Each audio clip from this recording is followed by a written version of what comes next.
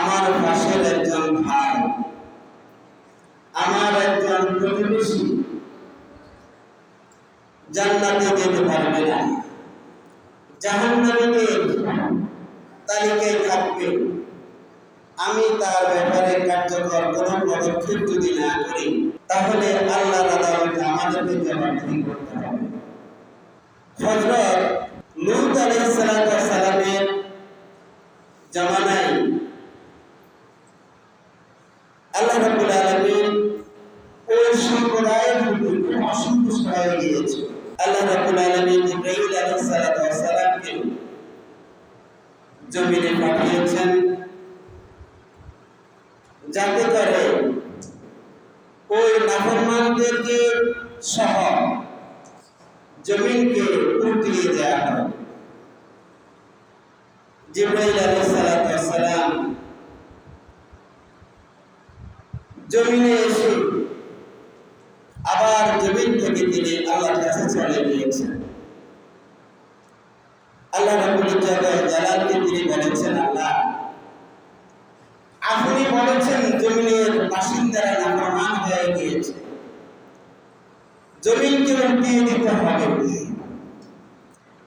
কিন্তু আমি দেখেছি আপনার একজন গোলাম সার্বক্ষণিক আপনার ইবাদত বন্দেগীতে নিমজ্জিত। আমি আপনার ওই গোলামের ইবাদত বন্দেগী দেখে জমিনকে উল্টাতে পারিনি, এজন্য আমি আপনার অনুমতির জন্য আপনার কাছে দ্বারস্থ হয়েছি। আল্লাহ রাব্বুল আলামিন বলেছেন, সে তো স্বার্থপর, সেলফিশ, তার ফরসি, তার আপনজন, তার প্রতিবেশী জাহান্নামের দিকে চলে যাচ্ছে, জাহান্নামের পথকে ত্বরান্বিত করছে, এই ব্যাপারে তার কোনো ভ্রুক্ষেপ নেই, তার কোনো দৃষ্টি নেই, তার কোনো মনোযোগ নেই, তার কোনো দায়িত্বশীল ভূমিকা নেই।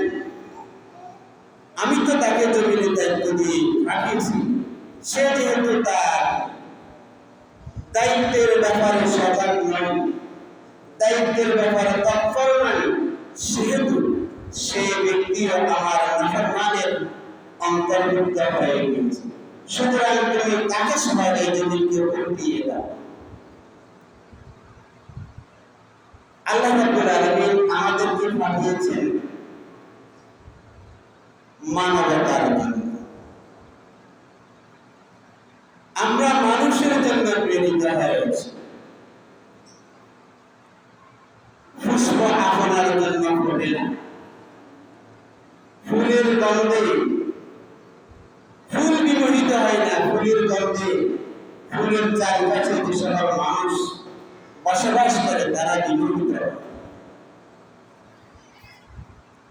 আমার আপনার দায়িত্বের কারণে, আমার আপনার সচেতনতার কারণে, আমার আপনার কর্মতৎপরতার কারণে আমার আশেপাশে যারা আছে তারা যদি স্বস্তি পায়, তারা যদি নিরাপত্তা পায়, তারা যদি তাদের আশয় ঠিকানা খুঁজে পায়, তারা যদি তাদের মুক্তির দিশা খুঁজে পায়, তাদের যদি জান্নাতের পথ ত্বরান্বিত হয়, তাহলে আমি হলাম আদর্শ মানুষ, তাহলে আমি হলাম দায়িত্বশীল মানুষ, তাহলে আমি হলাম আল্লাহ তাআলার পেয়ারা বান্দা। কারণ আল্লাহ তাআলা আমাকে আপনাকে মানবতার জন্য এই জমিনে পাঠিয়েছেন। আল্লাহ তাআলা দ্ব্যর্থহীন ভাষায় বলেছেন,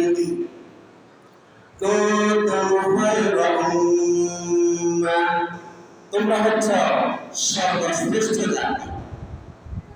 আমি জমিনে যতগুলো জাতি এবং সম্প্রদায়কে পাঠিয়েছি তার মধ্যে তোমরা হচ্ছ সর্বশ্রেষ্ঠ।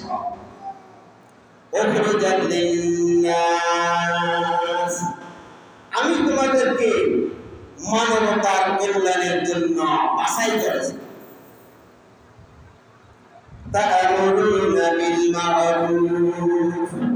তোমাদের দায়িত্ব হচ্ছে সৎ কাজের আদেশ দেয়া, ভালো কাজের আদেশ দেয়া, কল্যাণের দিকে মানুষকে অনুপ্রাণিত করা, উৎসাহিত করা, নিয়ে যাওয়া।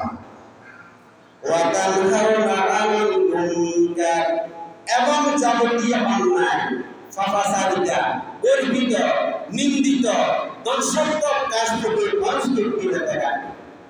মানুষ যেখানে অন্যায় করতে যাবে, তুমি সেখানে গাল হয়ে দাঁড়াবে, তুমি সেখানে বেড়া হয়ে দাঁড়াবে, তুমি সেখানে ওয়াল হয়ে দাঁড়াবে, তুমি সেখানে ঢুকে দাঁড়াবে, তুমি সেখানে প্রতিবন্ধকতা তৈরি করবে।